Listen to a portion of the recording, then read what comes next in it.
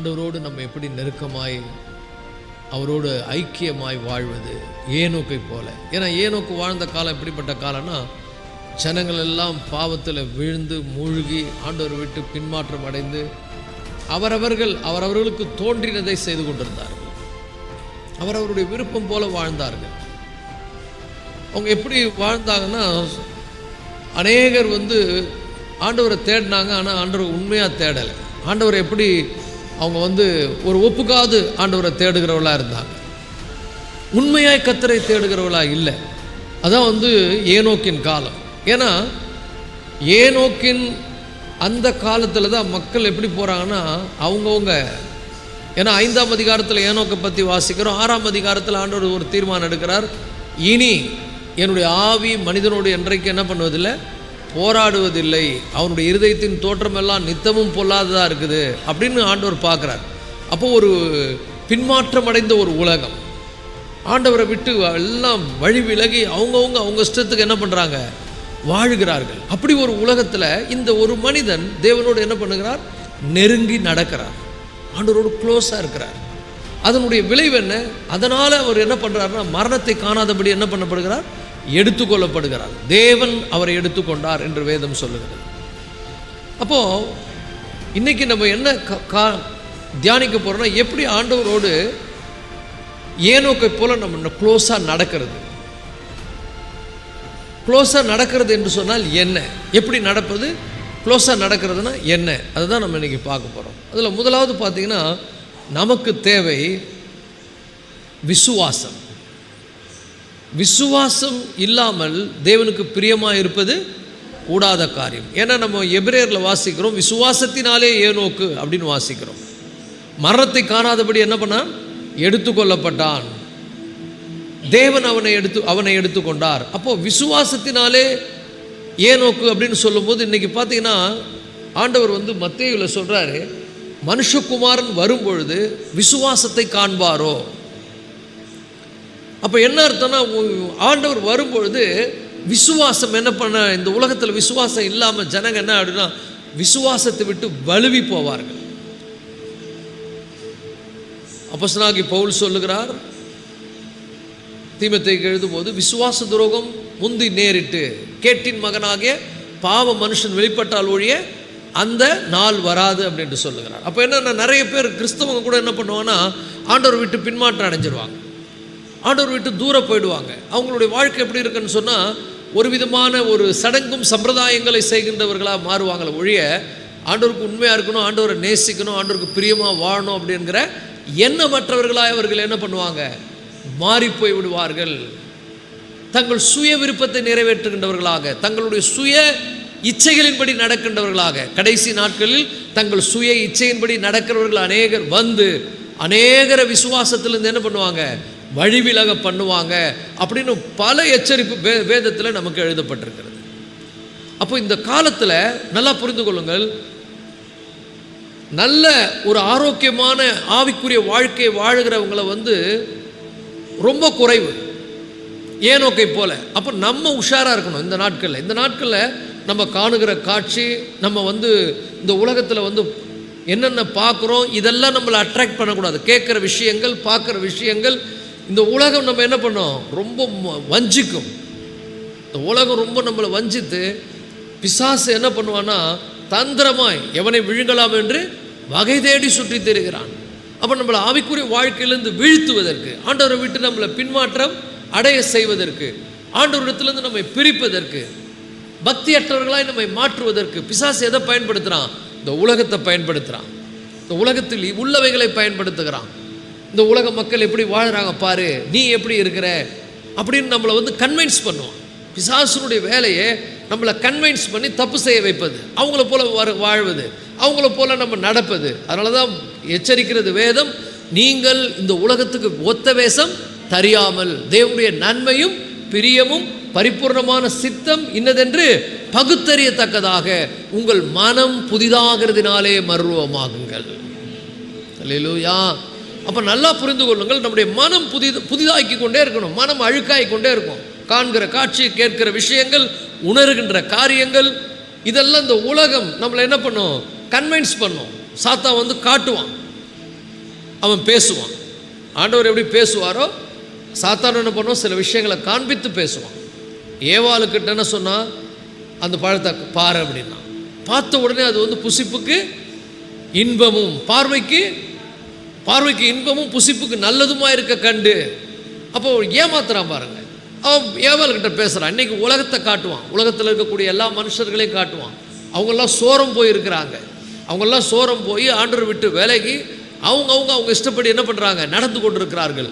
ஜபிக்கிற தேவனுடைய பிள்ளைகள் குறைவு, ஆண்டவரோடு உறவாடுகிறவர்கள் குறைவு, ஆண்டவரோடு நேரத்தை செலவு பண்ணுறவங்க இன்றைக்கி உலகத்தில் பார்க்குறது ரொம்ப அரிது. கிறிஸ்தவர்களுடைய நிலைமை எப்படி போய் கொண்டிருக்கிறதுன்னு சொன்னால், இருக்க அவிவிசுவாசிகளை விட கெட்டவர்களாய் மாறிக்கொண்டிருக்கிறார்கள். ஆனால் இப்படி தான் ஏனோக்கினுடைய காலம் இருந்தது. அப்படிப்பட்ட ஒரு காலத்தில் ஆண்டவருக்கு சாட்சியாய் மலையின் மேல் இருக்கக்கூடிய பட்டணமாய் விளக்குத்தண்டின் மேல் வைக்கப்பட்ட ஒரு விளக்காய் எரிந்து பிரகாசித்து கொண்டிருந்தார் ஏனோக்கு.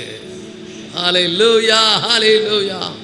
அப்ப நாம் இந்த நாட்கள் எப்படி இருக்கணும்னா, விசுவாசத்தோடு. சில நேரங்களில் பிசாசு சோர்வை கொண்டு வருவான், சில நேரங்களில் நம்முடைய மனசில் அழுக்கை கொண்டு வந்து நம்முடைய மனசை கரைப்படுத்துவான், நம்ம ஜபிக்க விடாதபடி பண்ணுவான், நமக்கு குழப்பங்களை கொண்டு வருவான், ஆவிக்குரிய வாழ்க்கையில் சந்தேகங்களை கொண்டு வருவான். அப்படி கொண்டு வரும்போது நாம் தேவனுடைய வார்த்தையை தான் பிடித்து கொள்ள வேண்டுமே ஒழிய சூழ்நிலைகளை ஒரு நாளும் பார்க்கக்கூடாது. நம்ம தேவனுடைய வாக்குத்தத்தம் ரொம்ப முக்கியம். அவர் நமக்கு வாக்கு கொடுத்திருக்கிறார். இந்த இருள் நிறைந்த உலகத்தில், இந்த பாவம் நிறைந்த உலகத்தில் நான் எப்படி நடக்கணும்? சங்கீதங்களின் புத்தகத்தில் 116 சங்கீதத்தில் நாம் வாசிக்கிறோம், 9 வசனம் 10 வசனம். சங்கீதம் 116 9 10. சங்கீதக்காரனாகிய தாவீதினுடைய அனுபவத்தை பாருங்கள். 9 10. நான் கர்த்தருக்கு முன்பாக, இதை மட்டும் கவனிங்க, நான் கர்த்தருக்கு முன்பாக. ஒரு அல்லேலூயா சொல்லுவோமா? எப்பொழுதும் கர்த்தருடைய பிள்ளைங்க நினைக்கணும், நான் கர்த்தருக்கு முன்னால் இருக்கிறேன், கர்த்தர் என்னை பார்க்கிறார்.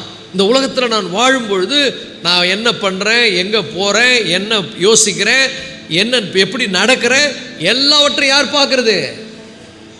எல்லாம் என்ன கவனிங்க, எல்லாவற்றையும் யார் பார்க்கறது? கர்த்தர் பார்க்கிறார். அப்போ இந்த வசனம் சொல்லுகிறது, நான் கர்த்தருக்கு முன்பாக. ஒரு அல்லேலூயா சொல்லுவோமா? கர்த்தருக்கு முன்பாக ஜீவனுள்ளோருடைய தேசத்திலே நடப்பேன். அப்படின்லாம் இப்படி சொல்லுவோம், இந்த ஜீவனுள்ளோருடைய தேசத்தில் நான் கர்த்தருக்கு முன்பாக நடப்பேன். ஒரு ஆமென் சொல்லுவோமா? I will walk before the Lord in the land of the living. நான் கர்த்தருக்கு முன்னால இருக்கிறேன் என்கிற ஒரு உணர்வோடு கூட தான் இந்த உலகத்தில் நடப்பேன். எல்லாம் சொல்லுங்க, நான் கர்த்தருக்கு முன்பாக இருக்கிறேன் என்கிற உணர்வோடு தான் இந்த உலகத்தில் நடப்பேன், இந்த உலகத்தில் வாழ்வேன். கர்த்தர் என்னை பார்க்கிறார். அந்த உணர்வு, நான் ஜீவனுள்ளோருடைய தேசத்தில் கர்த்தருக்கு முன்பாக என்ன பண்ணுவேன்? நடப்பேன். அப்போ என்ன எப்படி நடப்பேன்? ஜீவனுள்ளோர் தேசத்தில் கர்த்தருக்கு முன்பாக நான் இருக்கிறேன். எப்படி நடப்பேன்? விசுவாசிக்கிறேன். அடுத்த வசனம் என்ன சொல்லுது? 10 வசனம். விசுவாசித்தேன், ஆகையால் பேசுகிறேன், நான் மிகவும் வருத்தப்பட்டேன். அநேக நேரங்களில் ஆவிக்குரிய வாழ்க்கையில் சோர்வு வரும்பொழுது, வருத்தப்படுகிற சூழ்நிலை வரும்பொழுது, என்னடா இது இப்படி சோதனை வருதே, என்ன இவ்வளோ பிரச்சனை வருதே, என்ன இவ்வளோ போராட்டம் வருதே அப்படின்னு நம்ம சோர்ந்து போகும்போது, விசுவாசித்தேன் ஆகையால் பேசுகிறேன், நான் கர்த்தருக்கு முன்னால் நடப்பேன், கர்த்தர் என்னை பார்க்கிறார், கர்த்தர் என்னை என்ன பண்ணுகிறார்? கவனித்துக் கொண்டிருக்கிறார். கர்த்தர் கவனிக்கிறார், கர்த்தர் கேட்கிறார். அல்லேலூயா. ஸோ இந்த விசுவாசம் நமக்கு தேவை. அப்போ நல்லா புரிந்து கொள்ளுங்கள், கடினமான சூழ்நிலைகளில் ஆவிக்குரிய வாழ்க்கையில் பலனற்று போகும்பொழுது அவருடைய வாக்கு தத்தங்களை நான் என்ன பண்ணணும்? அறிக்கை செய்யணும். அவருடைய வாக்கு தத்தங்களை அறிக்கை செய்யணும். அவருடைய வாக்கு தத்தங்கள் என்ன? நான் உனக்கு போதித்து நீ நடக்க வேண்டிய வழியில் உன்னை நடத்துவேன், உன்மேல் என் கண்ணை வைத்து உனக்கு ஆலோசனை சொல்லுவேன். அவருடைய ஆலோசனைகளை கேட்பது. எப்பொழுதும் அவர் என்னை கவனித்துக் கொண்டிருக்கிறார், எப்பொழுதும் அவர் என்னை பார்த்து கொண்டிருக்கிறார் என்கிற உணர்வோடு நான் எல்லா கடினமான சூழ்நிலைகளிலும் அவருடைய பலனை நான் என்ன பண்ணணும்? பெற்றுக்கொள்ளணும். ஹல்லேலூயா. அவர் என்னோடு கூட என்ன பண்ணியிருக்கிறார்? உடன்படிக்கை பண்ணியிருக்கிறார். என் தேவன் எப்படிப்பட்டவர்? உடன்படிக்கையின் தேவன். நீ பயப்படாதே, நான் உன்னோடு கூட இருக்கிறேன். நான் உன்னை விட்டு விலகுவதும் இல்லை, உன்னை கைவிடுவதும் இல்லை. அப்போது நம்ம ஒவ்வொரு நாளும் சோதனை வரும்பொழுது, பலவீனம் வரும்பொழுது, ஆவிக்குரிய வாழ்க்கையில் தோய்வு வரும்பொழுது என் தேவன் என்னோடு கூட இருக்கிறார். அல்லேலூயா. அவர் என்னை பலப்படுத்துகிறார். அவருடைய பலத்தில், அவருக்கு முன்பாக நான் ஜீவனுள்ளோருடைய தேசத்தில் என்ன பண்ணுவேன்? நடப்பேன். சில பேர் சொல்கிறாங்க, நான் எப்படி வாழ்வது இந்த உலகத்தில்? என்னை சுற்றிலும் பாவிகள் நிறைஞ்சிருக்கிறாங்க, அசுத்தங்கள் இருக்கிறது, எங்கே பார்த்தாலும் பாவம். யூடியூப்பை திறந்தா பாவம், டிவியை திறந்தா பாவம், சுற்றில இருக்கிற காரியங்களை பார்க்கும்போது பாவம். ஒரு பாவம் நிறைந்த உலகத்தில் என்னால் வாழ முடியாதுன்றாங்க. நான் சொல்லுகிறேன், கர்த்தருடைய பிள்ளைகளை, இருட்டில் தான் விளக்கு ஏற்றணும். விளக்கு எங்கே தேவை? இருட்டில் தான் தேவை. அது வெளிச்சத்தில் கொளுத்தி பிரயோஜனம் இல்லை. அப்போ நான் இருளிலே பிரகாசிக்கிறேன். என்னை சுற்றிலும் அவிசுவாசிங்க இருப்பாங்க, என்னை சுற்றிலும் கெட்டவங்க இருப்பாங்க, என்னை சுற்றிலும் தேவனுக்கு. ஏன்னா ஏனோக்கு அப்படிப்பட்ட ஒரு உலகத்தில் தான் வாழ்ந்தார். ஏனோக்கு வாழ்ந்த உலகம் எப்படிப்பட்டது? ஒரு இருள் நிறைந்த, பாவ இருள் நிறைந்த உலகத்தில் ஏனோக்கு ஒரு வெளிச்சமாய் பிரகாசித்து கொண்டிருந்தார். அல்லேலூயா. அப்போ ஜீவனுள்ளோருடைய தேசத்தில் கர்த்தருக்கு முன்பாக நான் இருக்கிறேன் என்கிற உணர்வோடு, கர்த்தரனை பார்க்கிறார், அவருக்கு முன்னால் நான் உத்தமமாய் நடக்கணும் என்கிற உணர்வோடு நான் என்ன பண்ணுவது? நடப்பது. அல்லேலூயா. அப்போ விசுவாசம், எல்லாம் சொல்லுங்க, விசுவாசம். விசுவாசம் எதை கொண்டு வருது? உறுதியை கொண்டு வருகிறது. விசுவாசம் எனக்கு என்ன கொண்டு வருகிறது? உறுதியை கொண்டு வருகிறது, ஆறுதலை கொண்டு வருகிறது. அது மட்டும் இல்லை, அது என்னை வழி நடத்துகிறது. விசுவாசம் என்ன பண்ணுது? விசுவாசத்தோடு நடப்பேன். அவர் என்ன சொல்றாரு? ஜீவனுள்ளோர் தேசத்திலே கர்த்தருக்கு முன்பாக நான் நடப்பேன். எப்படி நடப்பேன்? விசுவாசிக்கிறேன், ஆகையால் பேசுகிறேன். நான் மிகவும் நெருக்கப்பட்டேன், ஆனால் விசுவாசத்தினால பேசுகிறேன். ஆவிக்குரிய வாழ்க்கையில் நெருக்கம் வருகிறதா? ஆவிக்குரிய வாழ்க்கையில் தோய்வு வருகிறதா? ஆவிக்குரிய வாழ்க்கையில் சோர்ந்து போகிறீர்களா? விடாதீங்க. என்ன பண்ணுங்க? Keep going. தொடர்ந்து என்ன பண்ணுங்க? அந்த ஆவிக்குரிய வாழ்க்கையில் பின்பற்றுங்க. ஆவிக்குரிய வாழ்க்கையில் தொடர்ந்து என்ன பண்ணுங்க? நீங்கள் பயணிக்க வேண்டும். அதுதான் ரொம்ப முக்கியம். அது மாத்திரம் இல்லை, எப்படி இந்த வாக்குத்தத்தத்தை நம்ம நம்முடைய வாழ்க்கையில் பயன்படுத்துவது, எப்படி வாக்குத்தத்தத்தை நான் எப்படி பயன்படுத்துவது அப்படின்னு பார்த்தீங்கன்னா, நல்லா புரிந்து கொள்ளுங்கள். ஆண்டவர் நமக்கென்று அவருடைய வார்த்தையின் மூலம் வாக்கு கொடுத்திருக்கிறார். அவருடைய வார்த்தைகள் வேதத்தில் சொல்லப்பட்டிருக்கிறது. இன்னைக்கு நிறைய பேர் வார்த்தையை கேட்குறாங்க. நீங்கள் கூட வார்த்தையை கேட்குறீங்க.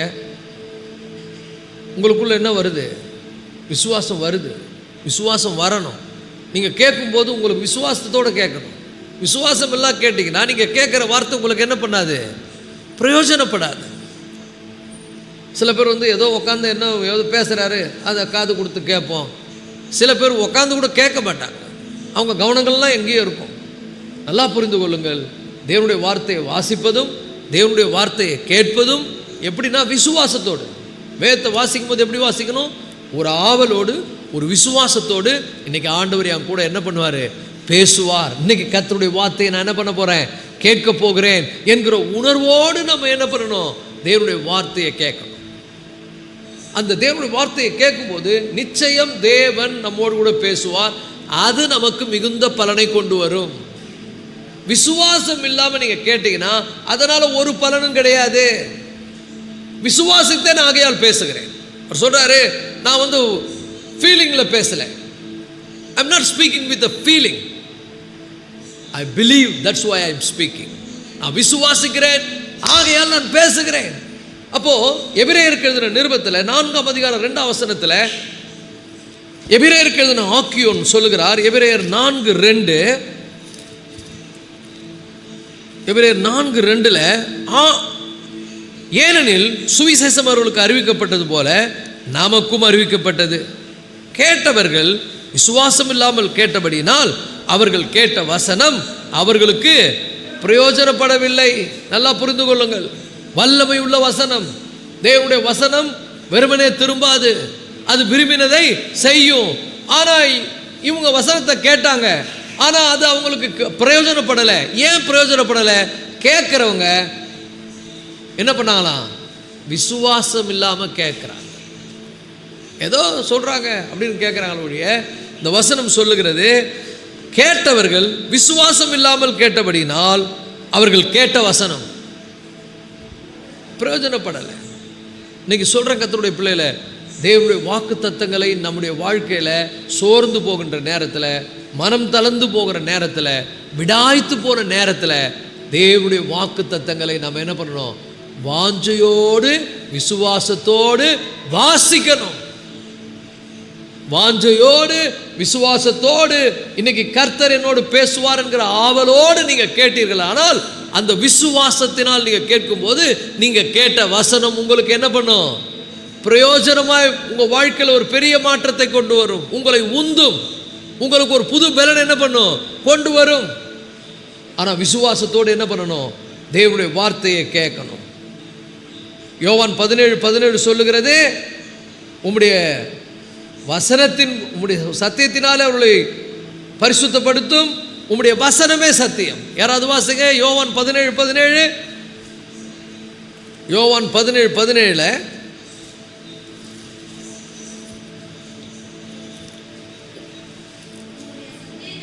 உம்முடைய சத்தியத்தினாலே அவர்களை பரிசுத்தப்படுத்தும், உம்முடைய வசனமே சத்தியம். உரமேன்னு சொல்லுங்க. உம்முடைய வசனமே சத்தியம். அப்போ வசனம் விசுவாசத்தோடு கேட்கப்பட்டால் நீங்க என்ன ஆயிடுவீங்க? பரிசுத்தமாவீங்க. உம்முடைய வசனத்தினாலே அவர்களை என்ன பண்றார்? ஆண்டவர் பரிசுத்தப்படுத்துகிறார். உம்முடைய வசனத்தினாலே, உம்முடைய சத்தியத்தினாலே அவர்களை பரிசுத்தமாக்கும். ஒரு ஆமென் சொல்லுங்க. பரிசுத்தம் எப்படி வருகிறது? அவருடைய சத்தியத்தினாலே. அவருடைய சத்தியத்தை கேட்கும்பொழுது. எப்படி கேட்கும்போது? விசுவாசத்தோடு கேட்கும்போது. விசுவாசத்தோடு கேட்கும்போது அந்த சத்தியம் என்ன செய்கிறது? உங்க வாழ்க்கையில ஒரு பெரிய மாற்றத்தை கொண்டு வருகிறது, மறுரூபத்தை கொண்டு வருகிறது. விசுவாசம் இல்லாம கேட்டா அதனால ஒன்றும் பிரயோஜனப்படாது.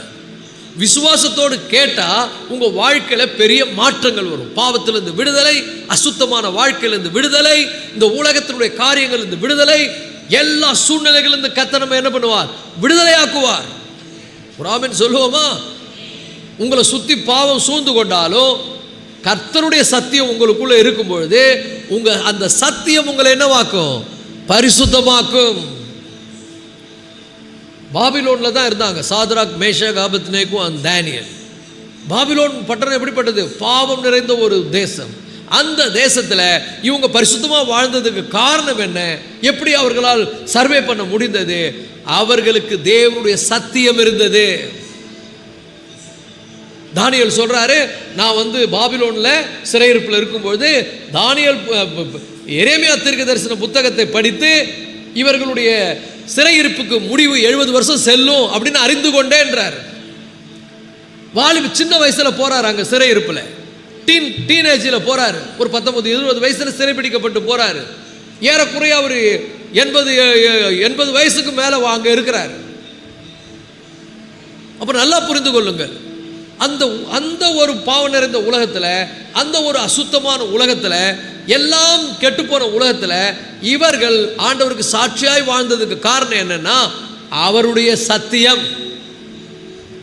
சத்தியத்தை நம்ம என்ன பண்ணணும்? காது கொடுத்து கேட்கணும். சத்தியத்தை எப்படி கேட்கணும்? வாஞ்சியோடு கேட்கணும். சத்தியத்தை எப்படி கேட்கணும்? விசுவாசத்தோடு கேட்கணும். சில பேர் கேட்கிறாங்க, சத்தியம் என்னன்னா அவருடைய வசனமே சத்தியம். ஹல்லேலூயா! அவருடைய வசனமே சத்தியம். இதில் சொல்லப்பட்டிருக்கிற ஒவ்வொன்றையும் நம்முடைய இருதயத்தில் வைக்கும் போது, விசுவாசத்தோடு வாசிக்கும் பொழுது இந்த வார்த்தைகள் நம்முடைய வாழ்க்கையில் பெரிய மாற்றத்தை கொண்டு வரும். வசனம் உள்ள போக போக தாவீது சொல்லுகிறான், இதை கை கொள்வதனால் எனக்கு போதித்தவர்களை விட நான் ஞானமாய் மாறுகிறேன்றான். இந்த வசனம் ஆண்டவரே என் ஆத்துமா மண்ணோடு என்ன பண்ணுகிறது? ஒட்டி கொள்ளுகிறது. உம்முடைய வசனத்தின்படி என்னை உயிர்ப்பியும். ஹல்லேலூயா! வசனம் உள்ள போனா உயிர்ப்பிக்கப்படும். வாலிபன் தன் வழி எதனால் சுத்தம் பண்ணுவான்? உம்முடைய வசனத்தின்படி தன்னை காத்து கொள்ளுகிறதுனால் தானே. உம்முடைய வசனம் என் கால்களுக்கு தீபமும் என் பாதைக்கு வெளிச்சமாய் இருக்கிறது. அப்ப நல்லா புரிந்து கொள்ளுங்கள், அவருடைய வசனமே சத்தியம். அந்த சத்தியத்தை விசுவாசத்தோடு பயபக்தியோடு இன்னைக்கு நீங்க கேட்கும் பொழுது அந்த சத்தியம் உங்களை என்ன பண்ணும்? பரிசுத்தமாக்கும். உம்முடைய சத்தியத்தினாலே அவர்களை பரிசுத்தமாக்கும். உம்முடைய சத்தியம் என்னது? உம்முடைய வசனமே சத்தியம். ஒரு அல்லேலூயா சொல்லுவோமா? ஹல்லேலூயா! அப்போ நல்லா புரிந்து கொள்ளுங்கள். சும்மா விசுவாசிக்கிறேன், சும்மா விசுவாசிக்கிறேன், சும்மா வாக்குத்தத்தத்தை அறிக்கை பண்ணுறேன் என்பது முக்கியம் இல்லை.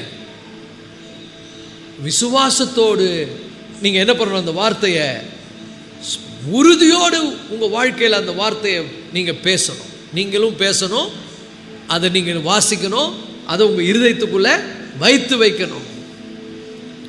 நான் உமக்கு விரோதமாய் பாவம் செய்யாதபடி உம்முடைய வாக்கை என் இருதயத்தில் வைத்து வைத்தேன். அப்போ இதை சும்மா வசனத்தை கேட்டு எல்லாம் சில பேர் மனப்பாடம் பண்ணுவாங்க, நல்லது தான். ஆனால் இருதயத்தில் வைக்கணும். அதை மூளையில் வைக்கிறத விட இருதயத்தில் வைக்க வேண்டும். ஹல்லேலூயா. இருதயத்துக்குள்ளே எப்படின்னா, முதல்ல மைண்டில் வரும், வாசிக்கும்பொழுது சிந்தித்து மைண்டில் வைக்கிறோம். அதை தியானிக்கும்பொழுது அது என்ன ஆகுன்னா, அப்படி இருதயத்துக்குள்ளே அப்படியே இறங்கிடும், அப்படியே இறங்கிடும். தியானம் என்பது என்ன அப்படின்னா, ஒருத்தர் சொல்கிறாரு, அது மாடு அசை போடுவது போலன்றார். மாடு கிடைக்கும் போது மேய்ந்து கொள்ளும், பிறகு ஒரு இடத்துல போய் என்ன பண்ணும், சவகாசமாக உட்காந்து அப்படியே கொஞ்சம் கொஞ்சமாக அசை போட்டு மறுபடியும் என்ன பண்ணும், உள்ளே போகும். அப்போ நல்லா புரிந்து கொள்ளுங்கள், அதுபோல தான் தேவனுடைய வார்த்தையை கடினமான சூழ்நிலைகளில், நெருக்கமான சூழ்நிலைகளில், சோதனை வரும்பொழுது, பாவத்தால் சூழ்ந்து கொள்ளும்பொழுது தேவனுடைய வார்த்தை எடுத்து என்ன பண்ணுவது, தியானிப்பது. எப்படி தியானிப்பது? விசுவாசத்தோடு தியானிப்பது. அது இருதயத்துக்குள்ளே நல்லா வைக்கப்பட வேண்டும். உம்முடைய வசனத்தின்படி என்னை காத்துக்கொள்ளும். யோசேப்பு ஒரு பாவ வாழ்க்கையிலிருந்து பாவத்துக்கு ஒரு பெரிய நெருக்கம் வருது, பாவம் செய்ய தூண்டப்படுகிறான். அந்த நேரத்தில் அவன் சொல்றான், தேவனுக்கு முன்பாகன்னு சொல்றான். இப்படிப்பட்ட பாவத்தை நான் செய்வது எப்படின்னு ஓடுறான் பாருங்க. அப்போ தேவனுக்கு முன்பாக ஜீவனுள்ளோருடைய தேசத்தில் நான் தேவனுக்கு முன்னாலே இருக்கிறேன்ற உணர்வு யாருக்கு இருந்தது? யோசேப்புக்கு இருந்தது, தானியேலுக்கு இருந்தது, சாத்ராக் மேஷாக் ஆபேத்நேகோவுக்கு இருந்தது.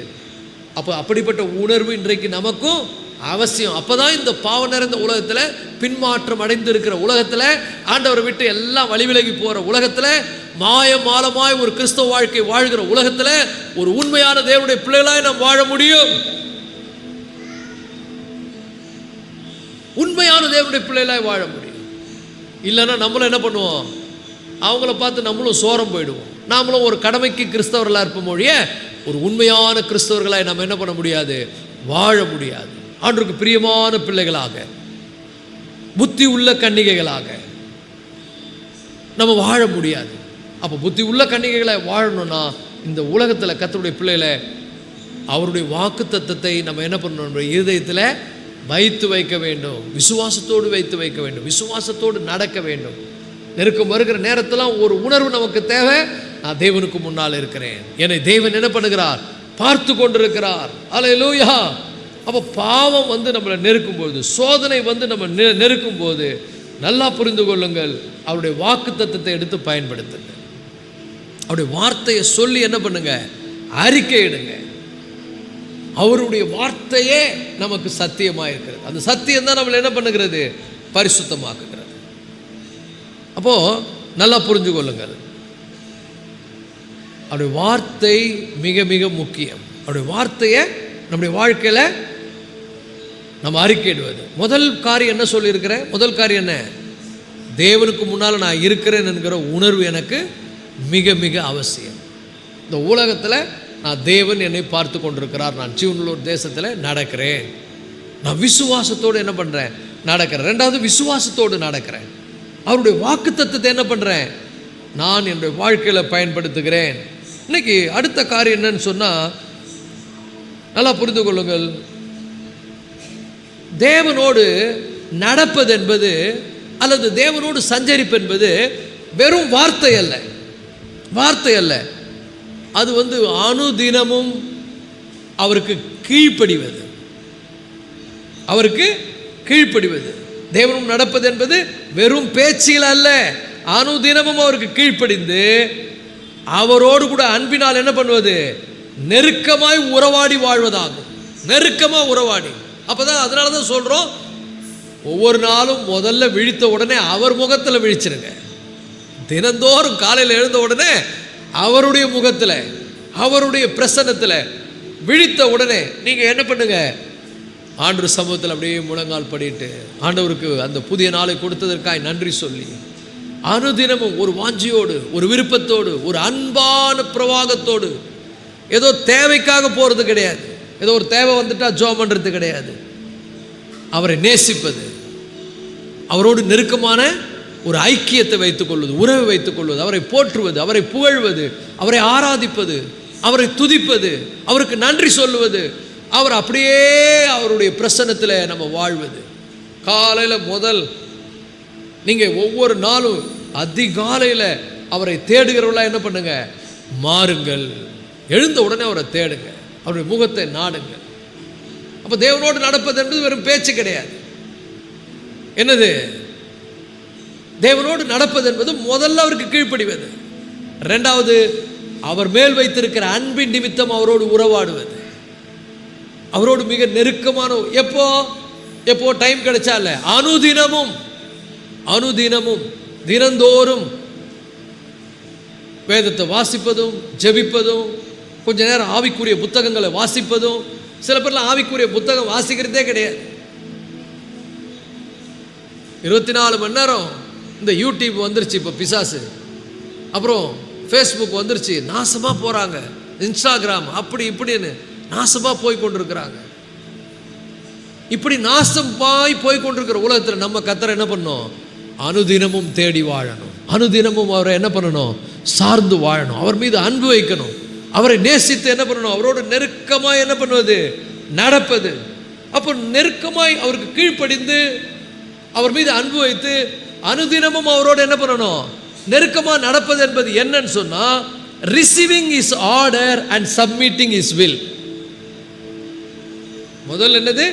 Receiving is order and submitting is will. அவருடைய கட்டளையை கேட்டு அவருடைய சித்தத்துக்கு நம்மை ஒப்பு கொடுப்பது. எல்லாம் சொல்லுங்க, அவருடைய கட்டளையை கேட்டு அவருடைய சித்தத்துக்கு நம்மை ஒப்பு கொடுப்பது. கட்டளையே வெளிச்சம், வேதமே வெளிச்சம், கட்டளையே விளக்கு. நான் தப்பா சொன்னா தெரியாது, கட்டளையே கரெக்ட், வேதமே வெளிச்சம், கட்டளையே விளக்கு. அப்போ நல்லா புரிந்து கொள்ளுங்கள், அவருடைய கட்டளைக்கு கேட்டு அவருடைய சித்தத்துக்கு நம்ம என்ன பண்ணுவது? ஒப்பு கொடுத்து இந்த உலகத்தில் அவருக்கு பிரியமாக வாழ்வதை தான் கவனத்தில் கொள்ள வேண்டும். அது முதல்ல பார்த்தீங்கன்னா, ஒரு வேலைக்காரன் எப்படி, ஒரு வேலைக்காரன் இருக்கிறான், அவன் வேலைக்காரன் என்ன பண்ணுவான்னா, எஜமான் என்ன சொல்கிறாரோ அதை செய்வான். எல்லாத்துக்கும் அவன் யாரப்பா எதிர்பார்ப்பான்? அவனுடைய எஜமானனை பார்ப்பான். எஜமான் என்ன சொல்லுகிறார்? எந்த ஒரு தேவையாக இருந்தாலும் யாருக்கிட்ட கேட்பான்? எஜமான இடத்துல கேட்பான். அதை தாவீது ரொம்ப அழகாக ஒரு ஒரு சித்திரமாய் ஒரு காரியத்தை காண்பிக்கிறார். சங்கீதங்களின் புத்தகத்தில் 123:2 வேலைக்காரருடைய கண்கள் தங்கள் எஜமானுடைய கரத்தை நோக்கி இருக்குமா போல, வேலைக்காரியினுடைய கண்கள் தங்கள் எஜமாட்டியினுடைய கைகளை நோக்கி இருக்குமா போல, எங்கள் தேவனாகிய கர்த்தர் எங்களுக்கு இரக்கம் செய்யும் வரைக்கும் எங்களுடைய கண்கள் அவரையே நோக்கி கொண்டிருக்கிறது. நம்ம யாரை நோக்கி கொண்டிருக்கிறோம்? நம்ம யாரை நோக்கி கொண்டிருக்கிறோம் சொல்லுங்க பார்க்கலாம். நம்ம எப்போ பாரு யூடியூபையே நோக்கி கொண்டிருக்கிறோம், செல்போனையே நோக்கி கொண்டிருக்கிறோம். நம்ம கர்த்தரை நோக்கிறதுக்கு நேரம் கிடையாது. ஆனால் காலம் எப்படி போகுதுன்னா, மாயையான காரியங்களிலே காலங்கள் செல்லுகிறது. உன் காலம் எல்லாம் செல்லுது, உன் காலம் எல்லாம் மாயையில் என்ன பண்ணுது? போய்கொண்டிருக்கிறது. ஆலயத்துக்கு வருவதற்கு நேரம் இல்லை, ஜெபிக்கிறதுக்கு நேரம் இல்லை, வேதத்தை வாசிக்கிறதுக்கு நேரம் இல்லை. ஆனால் மற்றபடி உலக பிரகாரமான காரியங்களை செய்கிறதுக்கு நமக்கு ஏகப்பட்ட நேரம் இருக்குது. அதிலேயே மூழ்கி விடுகிறோம். அது அல்ல இந்த வசனம் சொல்லுகிறது. யாராவது ஒரு வாசிகள் 123:2 இதோ வேலைக்காரரின் கண்கள் தங்கள் எஜமான்களின் கையை நோக்கி இருக்குமா போலவும், வேலைக்காரியின் கண்கள் தன் எஜமாட்டியின் கையை நோக்கி இருக்குமா போலவும், எங்கள் தேவனாகிய கர்த்தர் எங்களுக்கு இரக்கம் செய்யும் வரைக்கும் எங்கள் கண்கள் அவரையே நோக்கி கொண்டிருக்கிறது. எங்களுக்கு இறங்கும் கர்த்தாவே, எங்களுக்கு இறங்கும். நிந்தனையினால் மிகவும் நிறைந்திருக்கிறோம். அல்லேலூயா. என்ன அருமையான ஒரு ஜெபம் பாருங்க. இன்னைக்கு இந்த உலகம் பாவத்தினால் நிறைந்து, பாவம் மனுஷனை ரொம்ப கஷ்டப்படுத்துது. பாவம் ஒரு மனிதனை நெருக்குகிறது. இப்போ ஆண்டவருடைய இரக்கம் நமக்கு தேவை. ஆண்டவரே, இந்த பாவம் நிறைந்த உலகத்தில், அசுத்தம் நிறைந்த உலகத்தில் உம்முடைய பிள்ளையா ஜீவிக்கிறதற்கு எனக்கு என்ன தேவை? இரக்கம் தேவை, கிருபை தேவை. உம்முடைய கிருபை இல்லாம நான் பாவத்தை ஜெயிக்க முடியாது. அல்லேலூயா. அப்ப அவரையே நோக்கி கொண்டிருக்கிறதுன்னு என்ன அர்த்தம்? அதுக்கு ஒரு பிக்சரை காட்டுறார். வேலைக்காரனுடைய கண்கள் எஜமானுடைய கைகளை நோக்கி இருக்குமா போல, வேலைக்காரனுடைய கண்கள் தங்கள் எஜமாட்டியினுடைய கையை நோக்கி இருக்குமா போல, எங்கள் தேவனாகிய கர்த்தர் எங்களுக்கு இரக்கம் செய்யும் வரைக்கும். ஏன் இரக்கம் தேவை? இரக்கம் இல்லைன்னா நம்ம மேல தேவனுடைய கோபாக்கினை வந்துடும். தேவன் நமக்கு இறங்கணும். ஏன்னா இந்த உலகத்தோட நம்மளும் அழிஞ்சு போயிடுவோம். இந்த உலகம் பாவத்தினால முழுகி இருக்கிறது. இந்த ஜனங்களுக்கு நம்ம சத்தியத்தையும் சொல்றது இல்லை, நாமும் சாட்சியா வாழறது இல்லை. அப்படித்தானே சில பேருடைய நிலைமை இருக்கு. சத்தியத்தையும் சொல்றது கிடையாது, அவங்களும் சாட்சியா வாழறது கிடையாது. அவங்க உலக மக்களோடு உலக மக்களா இருந்து இப்படி வந்ததுனால உலகத்தில் தேவனுடைய நியாய தீர்ப்பு வரப்போகிறது. தமிழ்நாட்டுக்கு தேவனுடைய நியாய தீர்ப்பு வரப்போகிறது. இந்த உலகம் முழுதும் விக்கிரகங்களா நிறைந்து இருக்கிறது. எல்லா விக்கிரகங்களும் இன்னைக்கு என்ன பண்ணுது? எழுப்புகிறது. பாவம் எழுப்புகிறது. நம்ம பார்த்துன்னு கம்முன்னு இருக்கிறோம். எதுக்குடா நம்ம வம்புன்னு சொல்லி நம்ம அவங்களுக்காக ஜபிக்கிறது இல்லை, சத்தியத்தை சொல்றது இல்லை, நிறைய கிறிஸ்தவங்க சாட்சியா வாழுறது இல்லை. அப்ப என்ன ஆகும்? தேவ கோபாக்கினை வரும். இப்போ மனம் திரும்புகிற ஜெபம் என்ன? சுகஜீவிகள், அவர் சொல்லுகிறார், சுகஜீவிகளுடைய நிந்தனையினாலும் அகங்காரிகளுடைய இகழ்ச்சியினாலும் எங்கள் ஆத்துமா மிகவும் நிறைந்திருக்கிறது. சுகஜீவிகள் உலகத்தில் ஆடம்பரமா வாழுறாங்க, சுகபோகமா வாழுறாங்க, ஆண்டவரை மறந்து போறாங்க. ஏன்னா அவங்களுக்கு நல்லா பணம் இருக்குது, உடம்புல பலன் இருக்குது, எல்லாம் சௌகரியமா இருக்குது. ஆனா இதை கொடுத்த தேவனை மறந்து விடுகிறார்கள். கொடுக்கப்பட்டவைகள் மேல என்ன பண்றாங்க? கவனம் செலுத்துகிறார்கள். ஆண்டவரை மறந்து போகிறார்கள். தேவ கோபாக்கினை நாம் மறந்திருப்பாவிட்டால் நமக்கும் சேர்த்து வரும். தமிழ்நாட்டுக்கு வரப்போகுது. இப்ப நம்ம என்ன பண்ணோம்? ஜெபம் பண்ணோம். ஆண்டவரே, ஒரு எஜமானுடைய கரத்தை வேலைக்காரன் நோக்கி இருக்கிறது போல, ஒரு எஜமாட்டியினுடைய கையை வேலைக்காரி நோக்கி இருக்கிறது போல, எங்கள் தேவனாகிய கர்த்தர் எங்களுக்கு இரக்கம் செய்யும் வரைக்கும் எங்கள் கண்கள் உமையே நோக்கி கொண்டிருக்கிறது. எங்களுக்கு இறங்கும், எங்க தமிழ்நாட்டுக்கு இறங்கும். இந்த ஜனங்கள் மனம் திரும்பணும். பாவத்தை விட்டு, விக்கிரக ஆராதனை விட்டு, விபச்சாரமான வாழ்க்கையை விட்டு, அசுத்தத்தை விட்டு மனம் திரும்ப வேண்டும். நம்ம கவலைப்படாம இருக்கிறோமே, நம்ம ஜபிக்காம இருக்கிறோமே, நம்மளை சாத்தான் த்ரெட்டன் பண்றானே, நற்செய்தியை பேச சொல்லவே விட மாட்டேன்றானே, ஆண்டவருடைய வார்த்தையை சொல்ல விட மாட்டேன்றான், வாழ்க்கையை மாற்ற பிசாசு விட மாட்டேன்றான். இந்த தமிழ்நாட்டினுடைய அதிபதி எதிர்த்து நிற்கிறான். ஆனால் நாம தானியேலை போல ஜெபிக்க வேண்டும். தேசத்தில் தேவனுடைய நியாய தீர்ப்பு வருவதற்கு முன்பாக நம்ம ஆண்டவரிடத்தில் சொல்றோம், ஆண்டவரே எங்கள் தேசத்தின் மீது இறக்கப்பட்டு எல்லாத்துக்கும் ஒரு முடிவை கொண்டு வாங்க. ஜனங்கள்லாம் மனம் திரும்பணும், ஜனங்கள்லாம் மனமாற்றம் அடையணும், பாவத்தை விட்டு வெளியே வரணும், அசுத்தமான வாழ்க்கையை விட்டு வெளியே வரணும். அகங்காரிகள், சுகஜீவிகள் மனம் திரும்பணும். எல்லாம் கையை வைத்து சொல்லுங்க, ஆண்டவரே, எல்லாம் சொல்லுங்க, கண்களை மூடி, ஆண்டவரே, எங்க தமிழ்நாட்டில் இருக்கக்கூடிய அகங்காரிகள், சுகஜீவிகள் மனம் திரும்ப வேண்டும். ஆண்டவரே, தயவா எங்க தேசத்தின் மீது மனம் இறங்கும். ஒவ்வொருவரும் நம்ம கேட்கணும். எல்லாம் அகங்காரியா இருக்கிறான், எல்லாம் சுகஜீவியா இருக்கிறான். ஒருத்தர் கூட உணர்வே கிடையாது. கர்த்தரை தேடணும், கர்த்தரை சமூகத்துக்கு வரணும், பாவத்தை விட்டு வெளியே வரணும், அசுத்தமான வாழ்க்கையை விட்டு வெளியே வரணும், விக்கிரக ஆராதனை விட்டு வெளியே வரணும். சொன்னாலும் உங்களுக்கு புரிய மாட்டேங்குது. சாத்தான் இப்பிரபஞ்சத்தின் தேவன் அவருடைய மனதை குருடாக்கி வைத்திருக்கிறான். இன்னைக்கு நாம என்ன பண்ணணும்? கட்டளையை பெற்று தேவனுக்கு கீழ்ப்படிந்து அவருடைய சித்தத்துக்கு நம்ம ஒப்பு கொடுத்து சுவிசேஷத்தை பிரசங்கிக்க வேண்டும். பாரத்தோடு ஜெபிக்கணும். தேசத்தின் மீது தேவனுடைய இரக்கங்கள் உண்டாகும்படி பாரத்தோடு என்ன பண்ணணும்? ஜெபிக்கணும். அடுத்தபடியாக யோபு 33:14 யோபு 33:14 ஆண்டவர் அவர் பேசுறாரு, நிறைய முறை பேசுறாரு. ஜனங்க என்ன பண்றாங்க? அதற்கு கீழ்ப்படியாமல் போகிறார்கள். 33:14 யோபு 33:14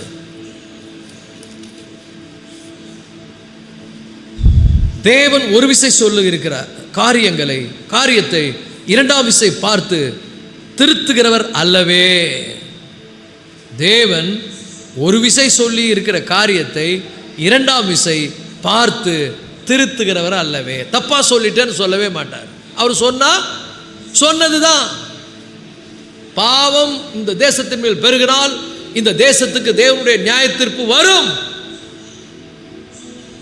அநியாயம் செய்கிறவர்களுக்கு தேவனுடைய நியாய தீர்ப்பு வரும். சுக ஜீவிகளுக்கு தேவனுடைய நியாய தீர்ப்பு வரும். அகங்காரிகளுக்கு தேவனுடைய நியாய தீர்ப்பு வரும். தேவனுடைய வார்த்தையை சொல்றதுக்கு இடையூறு பண்ணுகிற ஒவ்வொருவர் மேலும் வரும். நம்ம ரொம்ப சாட்சியா இருக்கணும், ஆண்டவருக்கு உண்மையா இருக்கணும். சுவிசேஷத்தை என்ன பண்ணணும்? சொல்லுகிறதற்கு முதல்ல நம்ம தகுதியா இருக்கணும். பாரத்தோடு இந்த ஜனங்களுக்காக ஜெபிக்கணும், ஊக்கத்தோடு இந்த ஜனங்களுக்கு சொல்லணும். ஏன்னா ஆண்டவர் மாற்றிக்கவே மாட்டார். போய் சொல்லுன்னு சொல்லிட்டு பரவாயில்ல இப்போ கஷ்டமாக சொல்லாதுன்னு சொல்ல மாட்டார். சொல்லுன்னா சொல்லித்தான் ஆகும். நீங்கள் உலகம் எங்கும் போய் சர்வ சிருஷ்டிக்கும் சுவிசேஷத்தை பிரசங்கிங்கள். காலையில் கூட அவர் அந்த வசனம் சொன்னார், ஞாபகங்களா உங்களுக்கு? சுவிசேஷத்தை நான் பிரசங்கிக்காவிட்டால் எனக்கு ஐயோ ஐயோ, நான் பிரசங்கித்தே ஆக வேண்டும். அப்போ தேவனுடைய கோபாக்கினை தமிழ்நாட்டின் மீது வரக்கூடாது என்று சொன்னால் நாம் கர்த்தருடைய நல்ல செய்தியை கொண்டு போய் மனம் திரும்புகிற செய்தியை சொல்லணும். பாவத்தை விட்டு வெளியே வாருங்கள், விக்கிரகாரத்தை விட்டு வெளியே வாருங்கள், அசுத்தமான வாழ்க்கையை விட்டு வெளியே வாருங்கள், வானத்தையும் பூமியை உண்டாக்கிற தேவனை தொழுது கொள்ளுங்கள். அல்லேலூயா. சும்மா படைப்புகளை போய் தொழுது கொள்ளாதீங்க, படைத்தவரை தொழுது கொள்ளுங்கள். எல்லாவற்றையும் உண்டாக்கிற ஒரு தேவன் இருக்கிறார். இந்த செய்தியை நம்ம என்ன பண்ணணும்? சொல்ல வேண்டும். அல்லேலூயா. அது மட்டும் இல்லை, நல்லா புரிந்து கொள்ளுங்கள், அவரோடு கூட நாம நிலைத்திருப்பது. என்னில் நிலைத்திருங்கள், நானும் உங்களில் நிலைத்திருப்பேன். 4 விஷயம் சொல்லியிருக்கிறேன். ஞாபகம் இருக்கா உங்களுக்கு? முதல்ல என்னது? முதல்ல என்ன சொன்னோம்? சொல்லுங்க, முதல்ல என்ன சொன்னோம்? யோசிக்கிறீங்களே? அவருடைய வாக்குத்தத்தம், அவருடைய வாக்குத்தத்தம் ரொம்ப முக்கியம். ரெண்டாவது, அது விசுவாசிக்கணும். அது தேவனுடைய வார்த்தையை விசுவாசத்தோடு கேட்கணும். மூன்றாவது என்னது? மூன்றாவது என்ன சொன்னேன்? சொல்லுங்க சத்தமா, நோட்ஸை பார்த்தா சொல்லுங்க.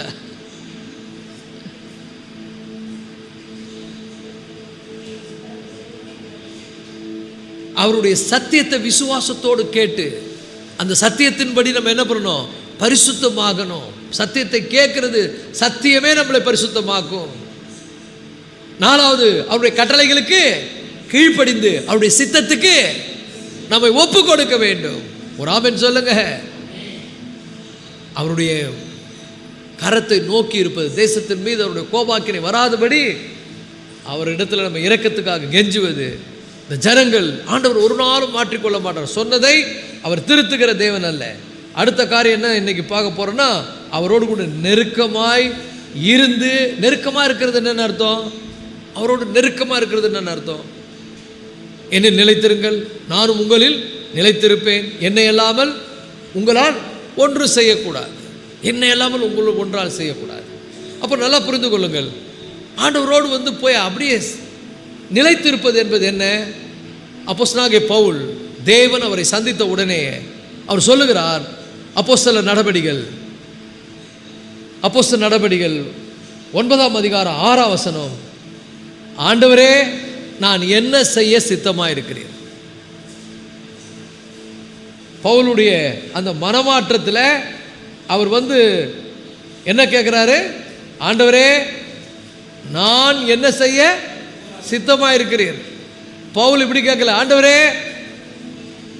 என் சித்தங்கள் எல்லாம் செய்ய எனக்கு உதவி செய்யன்னு சொல்ல, என் விருப்பத்தை நிறைவேற்ற எனக்கு உதவி செய்யன்னு சொல்ல, உங்க சித்தத்தை செய்ய நான் என்ன செய்ய சித்தமாக இருக்கிறேன். நீங்க யாராவது ஆண்டவர்கிட்ட அப்படி கேட்டிருக்கிறீங்களா? ஆண்டவரே நான் என்ன செய்யணும்? எல்லாம் என்ன பாருங்க, ஆண்டவர் பார்த்து கேட்டிருக்கீங்களா? ஆண்டவரே நான் என்ன செய்யணும்னு கேட்டிருக்கிறீங்களா? கேட்டால் பேசுவார், கேட்கறதே இல்லை. அவர் சொல்லுவார், நீ காலையில் எழுந்து முதல் ஜெபம் செய்யணுவார். ஆண்டவரே நான் என்ன செய்யணும்? காலையில் எழுந்து என் சமூகத்துக்கு வா, என்னுடைய முகத்தை தரிசி, வேதத்தை வாசி. வாசிக்கிறது மட்டும் இல்லை, ஜெபிக்கிறது மட்டும் இல்லை, நான் கொடுக்கிற கிருபையை பெற்றுக்கொண்டு அதன்படி வாழு.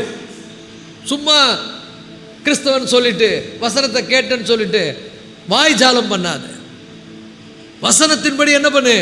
வாழ பழகு. என் சத்தியம் உன்னை பரிசுத்தமாக்கும். பரிசுத்தமாய் நட. ஒரு ஆமென் சொல்லுவோமா? அப்ப நல்லா புரிந்து கொள்ளுங்கள். அப்போஸ்தலர் 9:6 பவுல் சொல்றாரு, ஆண்டவரே நான் என்ன செய்ய சித்தமாயிருக்கிறீர். அப்போ உண்மையான ஒரு தேவ பிள்ளைங்க, அவரோடு நடக்கிறவங்க என்ன பண்ணுவாங்கன்னா வாயில பேச மாட்டாங்க, வாயில பேச மாட்டாங்க. இவன் இப்படி கேட்கல பவுல், ஆண்டவரே நான் என்ன சொல்ல சித்தமாக இருக்கிறேன். ஏன்னா நிறைய பேர் சொல்லிடுவாங்க, செய்ய மாட்டாங்க. பவுலுடைய ஸ்டேட்மெண்ட் என்ன? நான் என்ன செய்ய சித்தமாக இருக்கிறேன், செய்யணும். கிறிஸ்தவன் சொன்னா செய்கிறவன், பேசுகிறவன் மட்டும் இல்லை, கேட்குறவன் மட்டும் இல்லை, படிக்கிறவன் மட்டும் இல்லை, அதன்படி செய்கிறவன். பக்கத்தில் பார்த்து சொல்லுங்க, பேசுகிறவன் கிடையாது கிறிஸ்தவன்.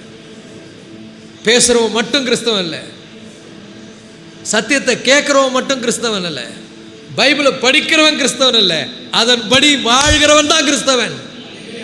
அல்லேலூயா. அப்போ அதன்படி வாழணும். அதனால தான் பவுல் என்ன கேட்குறாரு, ஆண்டவரே நான் என்ன சொல்லணும் இல்லைங்க, நான் என்ன செய்யணும், what I have to do, நான் என்ன செய்யணும், உங்கள் சித்தம் என்ன?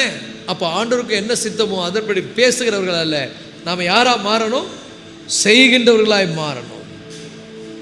நிறைய பேர் செய்கிறது இல்லை. லூக்கா 6:46 ஆண்டவர் சொல்லுகிறார், நீங்கள் என்னை ஆண்டவரே ஆண்டவரேன்னு சொல்றீங்க, ஆனால் நான் சொல்றதை நீங்கள் செய்ய மாட்டேன்றீங்கன்ற. வாசிங்க லூக்கா 6:46. லூக்கா 6:46. லூக்கா 6:46. என் ஆண்டவரே என் ஆண்டவரே என்று சொல்லியும் சொல்லுகிறபடி நீங்கள் செய்யாமல் போகிறது என்ன? அப்ப என்ன பண்றார் ஆண்டவர்? நம்ம செய்யணும். எல்லாம் சொல்லுங்க, நான் செயல்படணும், நான் கேட்குற மாதிரி இருக்கக்கூடாது, கேட்குறதோடு இருக்கக்கூடாது, படிக்கிறதோடு இருக்கக்கூடாது, அவருடைய வார்த்தையை அதன்படி செய்கிறவனாக இருக்கணும். எத்தனை பேர் அவருடைய வார்த்தையின்படி செய்கிறீங்க? அவர் கீழ்ப்படுறீங்க. அவருடைய கட்டளையை கேட்டு அவருடைய சித்தத்துக்கு நம்மளை ஒப்பு கொடுக்க வேண்டும். எல்லாம் சொல்லுங்க, அவருடைய கட்டளையை கேட்டு அவருடைய சித்தத்துக்கு ஒப்பு கொடுக்கணும். அப்போ பவுல் அவருடைய கட்டளையை கேட்குறாரு, அவருடைய சித்தத்துக்கு ஒப்பு கொடுக்குறாரு. என்ன சொல்றாரு? நான் என்ன செய்ய சித்தமாக இருக்கிறேன். அப்போ நல்லா புரிந்து கொள்ளுங்கள், என்ன ஆண்டவரே ஆண்டவரேன்னு நீங்கள் கூப்பிடுறீங்க, ஆனால் நான் சொல்கிறபடி நீங்கள் செய்கிறது இல்லை. அப்போ ஆண்டவர் எப்படி சொல்லியிருக்கிறாரு?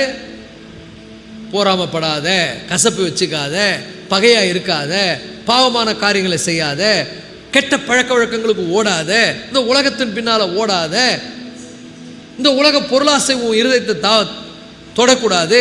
நீ எப்படி, நான் எப்படி சொல்லியிருக்கணும் அப்படி வாழு, ஆவியின் கனிகள் நிறைந்தவர்களாய் வாழுங்கள்.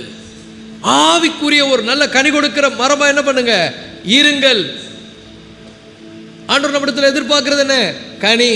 ஆவியின் கனியோ அன்பு, சந்தோஷம், சமாதானம், நீடிய பொறுமை, தயவு, விசுவாசம், சாந்தம், இச்சை அடக்கம் இருக்குதா? இதுதான் ரொம்ப முக்கியம். கனி நிறைந்தவர்களாய் வாழ்வது, ஆண்டவருக்கு பயந்து அவர் வழிகளில் நடப்பது, கேட்பதல்ல. ஆலயத்துக்கு வந்து ஏதோ கேட்டுட்டேன், பைபிளை வாசிக்கிறேன், அது அல்ல. அவர் சொல்றபடி நடப்பது. என்ன கர்த்தாவே கர்த்தாவேன்னு கூப்பிடுற, ஆனால் நான் சொல்றபடி நீ செய்ய மாட்டேன்ற. பவுல் என்ன சொன்னார்? ஆண்டவரே நான் என்ன செய்ய சித்தமாக இருக்கிறேன். நீங்கள் என்ன பண்ணுறீங்க? காலையில் எழுந்த உடனே ஒரு நாளையில் உங்களுடைய ப்ரோக்ராம் என்ன? What is your daily routine அப்படின்னு கேட்டால், உங்கள் டெய்லி ரொட்டீனில் முதல்ல என்ன இருக்குது, கடைசியாக என்ன இருக்குது? நீங்களே அதுக்கு ஆன்சர். அப்போ நல்லா புரிந்து கொள்ளுங்கள் கர்த்தருடைய பிள்ளைகளை, நான் என்ன செய்து கொண்டிருக்கிறேன், நான் என்ன செய்ய வேண்டும், அது ரொம்ப முக்கியம். கர்த்தாவே நான் என்ன செய்ய சித்தமாக இருக்கிறேன். ஆண்டவர் சொல்றாரு, நீங்கள் ஆண்டவரே ஆண்டவரே என்ன கூப்பிடுறீங்க, நான் சொல்கிறபடி என்ன பண்ண மாட்டேன்றீங்க, செய்ய மாட்டேன்றீங்க. நாம் என்ன சொல்லணும்?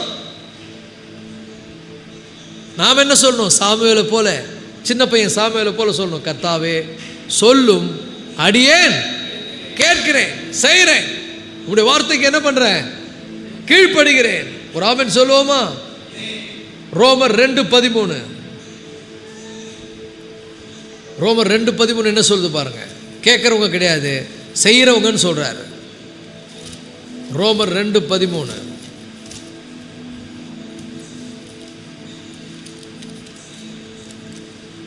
நியாயப்பிரமாணத்தை கேட்கிறவர்கள் அல்ல தேவனுக்கு முன்பாக நீதிமான்கள் அல்ல. நியாயப்பிரமாணத்தை கேட்கிறவர்கள் தேவனுக்கு முன்பாக நீதிமான்கள் அல்ல. இன்னைக்கு சர்ச்சில் உட்காந்து சத்தியத்தை கேட்கிறவங்க தேவனுக்கு முன்னால நீதிமான் அல்ல. பைபிளை படிக்கிறவங்க நீதிமான்கள் அல்ல. அதன்படி சொல்லுங்க, அதன்படி செய்கிறவர்களே நீதிமான்களாக்கப்படுவார்கள். ஒரு ஆமென் சொல்லுவோமா? அப்ப நல்லா புரிந்து கொள்ளுங்கள். அவருடைய கட்டளையை கேட்டு அவருடைய சித்தத்துக்கு நம்ம என்ன பண்ணுவது? ஒப்பு கொடுத்து வாழ்வது. இந்த உலகத்தில் பாவத்தை விட்டு விலகி வாழ்வது, அசுத்தமான வாழ்க்கை விட்டு விலகி வாழ்வது, கர்த்தருக்கு பிரியமாய் வாழ்வதில் கவனம் கொள்வது, அவருக்கு பயந்த ஒரு வழிகளில் நடப்பது ரொம்ப ரொம்ப ரொம்ப ரொம்ப முக்கியம். ஓகேங்களா? அடுத்த காரியம், அடுத்தது என்னன்னு சொன்னால், அது அடுத்தது ரொம்ப முக்கியமானது. அது ஒரு 5 நிமிஷம் மட்டும் பேசுவோம், நமக்கு நேரம் இல்லை. அடுத்தது என்ன சொன்னால், அவரை எல்லாவற்றிலும் பிரியப்படுத்துவது. எல்லாம் சொல்லுங்கள், அவரை எல்லாவற்றிலும் பிரியப்படுத்துவது. நீங்கள் உங்கள் ஃபேமிலியில் வாழ்கிற வாழ்க்கை ரொம்ப முக்கியம். உங்கள் ஃபேமிலியில் நீங்கள் எப்படி நடந்துக்கிறீங்க அது அவருக்கு பிரியமாக இருக்கணும். வெளியில் எப்படி நடந்துக்கிறீங்க அவருக்கு பிரியமாக இருக்கணும். நீங்கள் எப்படி வாழுறீங்க ஆண்டவருக்கு பிரியமாக வாழணும். ஸோ எல்லாவற்றிலும், எல்லாம் சொல்லுங்கள், எல்லாவற்றிலும் அவருக்கு பிரியமாய் வாழ விரும்புவது. அவருக்கு பிரியமாக வாழ விரும்புவது. எத்தனை பேர் விரும்புகிறீங்க? ஆனால் விருப்பத்தோடு இருக்கக்கூடாது, வாழணும். அப்போ நல்லா புரிந்து கொள்ளுங்கள், எல்லாவற்றிலும் அவருக்கு பிரியமாய் வாழ்வதை நாம் தேடுவது. 1 கொரிந்தியர் 7:34. 1 கொரிந்தியர் 7:34 அருமையான காரியங்களை ஆண்டவர் நமக்கு எழுதி கொடுத்திருக்கிறார். 7:34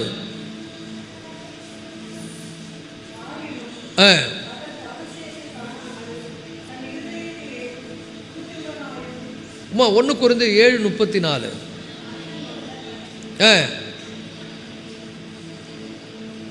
அதுபோல மனைவியானவளுக்கும் கன்னிகைக்கும் வித்தியாசம் உண்டு. விவாகம் உள்ளாதவன் சரீரத்திலும் ஆத்துமாவிலும் பரிசுத்தமாக இருக்கும்படி கர்த்தருக்குரியவைகளுக்காக கவலைப்படுகிறான். விவாகம் பண்ணினவள் தன் புருஷனுக்கு எப்படி பிரியமாக இருக்கலாம் என்று உலகத்துக்குரியவர்களுக்காக கவலைப்படுகிறாள். 35ஆம் வசனம் தான் முக்கியம். 35ஆம் வசனத்தை கவனிங்க. இதை நான் உங்களை கண்ணியில் அகப்படுத்த வேண்டும் என்று சொல்லாமல் உங்களுக்கு தகுதியாக இருக்கும் என்று நீங்கள் கவலை இல்லாமல் கர்த்தரை பின்பற்றி கொண்டு இருக்க வேண்டும் என்றும் உங்கள் சுய பிரயோஜனத்துக்காகவே சொல்லுகிறேன். அப்போது நல்லா புரிந்து கொள்ளுங்கள், உங்களுடைய சரீரம் தேவனுக்கு எப்படி இருக்கிறான்? உங்களுடைய சரீரத்திலும் உங்களுடைய ஆத்மாவிலும் பரிசுத்தமாகும்படி. 34ஆம் வசனத்தில் விவாகம் இல்லாதவன் சரீரத்திலும் ஆத்மாவிலும் பரிசுத்தமாக இருக்கும்படி. அப்போ நம்ம தேவனுடைய பிள்ளைகள் எப்படி இருக்கணும்னா சரீரத்திலும் ஆத்மாவிலும் பரிசுத்தமாக இருக்கும்படி. அது ரொம்ப இம்பார்ட்டண்ட்டான காரியம். அடுத்தது பார்த்தீங்கன்னா கொலோசியர் 1:10 அது இன்னும் ரொம்ப ஆழமாக சொல்கிறார். கொலோசியர் 1:10 கொலோசியர் 1:10 சகலவித நற்கிரிகளுமாகிய கனிகளை தந்து தேவனுக்கு அறிகிற அறிவில் விருத்தி அடைந்து அவருக்கு பிரியம் உண்டாக அவருக்கு பாத்திரராய் நடந்து கொள்ளவும். ஒரு ஆமென் சொல்லுங்க. இங்கே என்ன சொன்னோம்? இந்த பாயிண்டில் நம்ம என்ன சொன்னோம்? எல்லாவற்றிலும் அவருக்கு பிரியமாய் வாழ தேடுவது. அப்போ நல்லா புரிந்து கொள்ளுங்கள், எப்படி எல்லாவற்றிலும் அவருக்கு பிரியமாக வாழ்வது? சரீரத்திலும் ஆத்மாவிலும். சரீரத்திலும் சரி ஆத்மாவிலும் அவருக்கு பரிசுத்தமாக இருப்பது. இங்கே அவர் சொல்லுகிறார், சகலவித நற்கிரிகளும் ஆகிய கனிகளை தந்து தேவனை அறிகிற அறிவின் விருத்தி அடைந்து கர்த்தருக்கு பிரியம் உண்டாக அவருக்கு பாத்திரராய் நடந்து கொள்ளவும். ஒரு ஆமீன் சொல்லுங்க. என்ன அருமையான காரியம் பாருங்க. சகலவிதமான நற்கிரிகளுமாகிய கனிகளை தந்து தேவனை அறிகிற அறிவில் விருத்தி அடைந்து. எல்லாம் சொல்லுங்க, தேவனை அறிகிற அறிவில் விருத்தி அடைந்து சகல விதமான நற்கிரிகளுமாகிய கனிகளை தந்து. எல்லாவற்றிலும். இதில் தான் அதில் தான் இல்லை, எல்லாவற்றிலும். எல்லாம் சொல்லுங்க, எல்லாவற்றிலும். ஹல்லேலூயா. எப்படி இருக்கும் பாருங்க, பரலோகமே வந்து இறங்கின மாதிரி இருக்கும். எல்லாவற்றிலும் அவருக்கு பிரியமாய். நம்ம ஒருத்தரை பற்றி பேசுகிறோன்னா அது கர்த்தருக்கு பிரியமானு யோசிக்கணும். அப்போ நம்ம யாரை பற்றியும் பேச மாட்டோம், தப்பாக பேச மாட்டோம். ஒருத்தர் குறை சொல்கிறதுக்கு முன்னாடி இது கர்த்தருக்கு பிரியமா, ஒருத்தர் துன்புறுத்துறதுக்கு முன்னால் இது கர்த்தருக்கு பிரியமா. ஒவ்வொரு காரியத்திலும் நீங்கள் வெளியே போகும்போதும் வரும்போதும் நீங்கள் செய்கின்ற ஒவ்வொரு செயல்களிலும் நீங்கள் என்ன செய்யணும்? இது கர்த்தருக்கு பிரியமாய். எல்லாவற்றிலும் கர்த்தருக்கு பிரியம் உண்டாக அவருக்கு பாத்திரராய் நடந்து கொள்ளவும், பிரியம் உண்டாக அவருக்கு பாத்திரராய். ஒரு ஆமென் சொல்லுங்க. எல்லாவற்றிலும். அப்போ இந்த காலங்களில் நம்ம எல்லாவற்றிலும் கர்த்தருக்கு பிரியம் உண்டாக நம்ம என்ன பண்ணுவது? வாழ்வது. ஒரு ஆவிக்குரிய மனவாட்டியாய், கிறிஸ்துவினுடைய மனவாட்டியாய், என்னுடைய சரீரத்திலும் என்னுடைய ஆத்மாவிலும் நான் பரிசுத்தமாய் இருப்பது ரொம்ப ரொம்ப ரொம்ப முக்கியம். அதை தான் வந்து சங்கீதத்தில் ஒரு இடத்துல வாசிக்கிறோம். சங்கீதம் 45:10 ஒரு கிறிஸ்துவின் மனவாட்டியாக இந்த உலகத்தின் காரியங்களை நம்ம எப்படி விட்டு விடுவது? சங்கீதம் 45:10 வாசித்து நம்ம ஜெபிக்க போகிறோம். சங்கீதம் 45:10 எல்லாமே நானே வாசித்துருவா. குமாரத்தியே கேள், உன் செவியை சாய்த்து சிந்தித்துக்கொள், உன் ஜனத்தையும் மறந்துவிடு. இந்த நல்லா புரிஞ்சுங்க. குமாரத்தியே கேள், குமாரத்தியே கேள், நீ உன் செவியை சாய்த்து சிந்தித்துக்கொள். யார் இந்த குமாரத்தி? நம்ம தான். ஆண்டவர் சொல்றாரு கேளு, அப்புறம் உன் செவியை சாய்த்து சிந்தித்துக்கொள், அப்புறம் உன் ஜனத்தையும் உன் தகப்பன் வீட்டையும் மறந்து விடு. அதாவது இந்த உலக காரியங்களை, உலக பிரகாரமான காரியங்கள், இந்த உலக பிரகாரமான பாவ இச்சைகள், இந்த உலகம் நம்ம முன்னாடி நமக்கு வந்து ஒரு இந்த உலகத்தில் தானே முக்கியமாக இருந்தோம், உலகத்தில் தான் பிறந்தோம். ஆனால் இந்த உலகத்தில் இருக்கிறவைகளை மறந்து விடு. அவருக்கு பிரியமாக வாழ்வதை தேடு, அவருடைய சித்தத்தை என்ன பண்ணு? தேடு. அது ரொம்ப முக்கியம். ஒரு கிறிஸ்துவின் மனவாட்டியாக நாம் கேட்கணும், சிந்திக்கணும். உலக பிரகாரமான காரியங்களை விட்டு ஆண்டவருக்கு பிரியமாய். எல்லாரும் ஒரு வேளை இந்த உலகத்தில் இருக்கிறவங்க பாவ வாழ்க்கைக்கு நேராக போய் கொண்டிருப்பாங்க. ஆனால் நான் கிறிஸ்துவனுடைய மனவாட்டி. என்னுடைய சரீரத்தினாலும் என்னுடைய ஆத்மாவினாலும் நான் தேவன் என்ன பண்ணணும்? தேவனுக்கு பிரியமாக வாழணும். நான் அவருக்கு பிரியமாக வாழ்வதை எல்லா விதமான நற்கிரிகைகளாகிய கிரிகைகளாகிய கனிகளை தந்து, எல்லா விதமான நற்கிரிகைகளாகிய கனிகளை தந்து, கனிகளை தந்து ஒரு அவருக்கு எல்லாவற்றிலும் தேவனை அறிகிற அறிவில் விருத்தி அடைந்து, எல்லா காரியங்களிலும் நற்கிரிகளுமாகிய கனிகளை தந்து தேவனை அறிகிற அறிவில் விருத்தி அடைந்து, எல்லாவற்றிலும் அவருக்கு பிரியமும் அவருக்கு பார்த்த பிரியமாய் நடந்து கொள்ளவும். ஒரு ஆமென் சொல்லுவோமா? இன்னைக்கு எத்தனை பேர் அதை வந்து இப்படி இருந்தால் தான் நாம் தேவனோடு என்ன பண்ண முடியும்? ஏனோக்கை போல சஞ்சரிக்க முடியும். எல்லாம் வேற மாதிரி வாழ்ந்து கொண்டிருக்கிறாங்க. ஆனால் நமக்கு ஆண்டவர் சொல்றாரு, நீங்கள் சகலவிதமான நற்கிரிகைகளாகிய கனிகளை தந்து தேவனை அறிகிற அறிவில் விருத்தி அடைந்து தேவனுக்கு பிரியமுண்டாக அவருக்கு பாத்திரராய் நடந்து கொள்ளுங்கள். இந்த 3 விஷயத்தை இன்னைக்கு நம்ம வந்து தியானிப்போம். எல்லாரும் எழுந்திருப்போமா? இந்த நல்ல மாலை வேளையில் நம்ம கர்த்தரை நோக்கி நம்ம பார்க்க போகிறோம். நாம் இந்த வார்த்தையை நம்முடைய மனசில் அது வந்து எதிரொலிக்கட்டும். எல்லா விதமான சகல விதமான நற்கிரிகளும் ஆகிய கனிகளை தந்து தேவனை அறிகிற அறிவில் விருத்தி அடைந்து அவருக்கு பிரியம் உண்டாக, எல்லாவற்றிலும் அவருக்கு பிரியம் உண்டாக பாத்திரராய் நடந்து கொள்ள இன்னைக்கு கடவுள் நமக்கு உதவி செய்யட்டும். ஹல்லேலூயா. ஸ்தோத்திரம் ஸ்தோத்திரம் ஸ்தோத்திரம் ஸ்தோத்திரம் ஸ்தோத்திரம். எல்லா ஆண்டவரை நோக்கி பார்ப்போம்.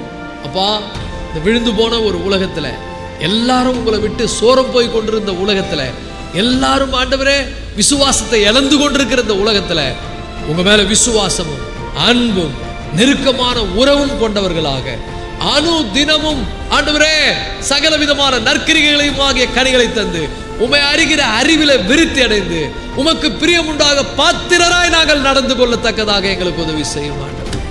ஹல்லேலூயா, ஹல்லேலூயா. இந்த மாலை வேளையில் ஆண்டவரே நாங்கள் ஒரு கூட்டமாய், ஒரு சிறு கூட்டமாய் நின்று ஜெபிக்கிறோம் அப்பா. அப்பா உமக்கு ஸ்தோத்திரம் அப்பா. நாங்கள் என்ன செய்ய சித்தமாயிருக்கிறீர், நாங்கள் என்ன செய்ய சித்தமாயிருக்கிறீர். தேவனுடைய வார்த்தையை கேட்கிறவர்களாய் அல்ல, அதன்படி செய்கிறவர்களாய் இருக்க உதவி செய்யுங்கப்பா. நாங்கள் மணலின் மேல் எங்கள் வீட்டை வாழ்க்கையை கட்டுகிறவர்களாக அல்ல, கண்மலையின் மேல் கட்டின புத்தி உள்ள மனுஷனாய் இருக்க எங்களுக்கு உதவி செய்யுங்கப்பா. சகல விதமான நற்கிரிகளுமாகிய கனிகளை தந்து ஆண்டவரே உம்மை அறிகிற அறிவில விருத்தி அடைந்து உமக்கு பிரியமுண்டாக பாத்திரராய் நடக்க எங்களை மாற்றும் வருவோம் ஆண்டவரே. எங்களை மாற்றும் வருவோம் ஆண்டவரே. இந்த சபையை மாற்றும் மருவம் வாக்கும் ஆண்டவரே. இந்த வார்த்தைகளை கேட்கிற ஒவ்வொருவரும் ஒரு மறுரூபமான வாழ்க்கை அடைவார்களாக ஆண்டவரே. எல்லாம் சோரமார்க்கமாய் போய் கொண்டிருக்கிற உலகத்துல, எல்லாரும் விட்டு ஆண்டவரே பின்மாற்றம் அடைந்து கொண்டிருக்கிற இந்த உலகத்துல, எல்லாரும் ஆண்டவரே அப்பா இந்த உலகத்துல விசுவாசத்தை இழந்து கொண்டிருக்கிற ஒரு உலகத்துல விசுவாசத்தோடு கூட பக்தி விருத்தி அடைந்தவர்களாக ஓ ஹல்லேலூயா சகல விதமான நற்கிரிகைகளையும் ஆகிய கனிகளை தந்து உம்மை அறிகிற அறிவில விருத்தி அடைந்து உமக்கு பிரியமுண்டாக பாத்திரராய் நடக்க எங்களை அர்ப்பணிக்கிறோம். இந்த மாலை வேளையில் அர்ப்பணிக்கிறோம். சபையை உயிர்ப்பிக்க ராஜா, சபையை உயிர்ப்பிக்க ராஜாவே. இந்த வார்த்தையை கேட்கிறவங்க உயிர்ப்பிக்கப்படுவார்களாக. எங்களை உயிர்ப்பையும் இந்த உலகத்தில் நாங்கள் ஏனோக்கை போல சஞ்சரிக்க எங்களுக்கு உதவி செய்யும். எங்களை உயிர்ப்பித்து நடத்தும். ரிவைவ் அஸ் ஓ லார்ட். எங்களை ரிவைவ் பண்ணுங்க ஆண்டவரே. எங்களை மறுவமாக்குங்க. இயேசுவின் மூலம் வேண்டிக் கொள்கிறோம் ஜூன் நல்ல தகப்பனே. என் ஆத்துமாவே கர்த்தரை ஸ்தோத்திரி, முழு உள்ளமையோட பரிசுத்த நாமத்தை ஸ்தோத்திரி. கர்த்தரை